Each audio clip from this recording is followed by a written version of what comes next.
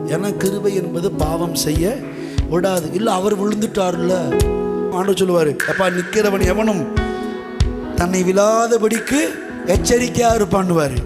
மற்றவர்களை குற்றவாளியாக தீர்க்கிறவனே, நீ யாராக இருந்தாலும் உனக்கு போக்கு சொல்ல இடம் இல்லை. தேவன் நீதிமானாய் தீர்த்தவனை குற்றவாளியாக தீர்க்கிறதுக்கு நீயே யாரா? அடுத்தவனுடைய வேலைக்காரனை குற்றவாளியாக தீர்க்கிறதுக்கு நீயே யாரு?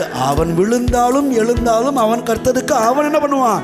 கணக்கு கொடுத்துருவான். நீ அதை பற்றி என்ன பண்ணாத, பூத கண்ணீர் போட்டு பார்த்துக்கிட்டே இருக்காத. உன் கண்ணில் உத்தரமே சாஞ்சிக்கிட்டு நிற்குது. நீ அடுத்தவங்க கண்ணில் இருக்கிற தம்மா தூண்டு அந்த சின்ன பிசிரை பார்த்துக்கிட்டு இருக்க. ஆனால் உன் கண்ணில் பார்த்தா இந்த குத்துரை இருக்குல்ல, அதே வந்து குத்திக்கிட்டு நிற்குது. முதல்ல அதை எடுத்து போடுப்பா. பின்பு உன் சகோதரன் கண்ணில் இருக்கிற துரும்பை எடுத்து போடுவதற்கு வகை பார்க்கலாம். எங்கிட்டு போனாலும் கர்த்தரை நீங்கள் அடைக்க முடியாது. அவர் எங்கிட்டு போனாலும் பேசுவார். ஹல்லேலூயா. எப்படி வந்தாலும் கர்த்தர் வார்த்தையை வச்சு அடிப்பார். ஹல்லேலூயா. நம்ம கர்த்தர் யாருன்னு கேட்டால், விழுகிற யாவரையும் தாங்கி மடங்கடிக்கப்பட்ட யாவரையும் என்ன பண்ணுறாரா? துரத்தி விடுகிறாரா? தூக்கி விடுகிறாரா? எல்லாம் சொல்லுவோம், துரத்தி விட மாட்டார், தூக்கி விடுவார். கையை தட்டி ஹல்லேலூயா, ஹல்லேலூயா, ஹல்லேலூயா.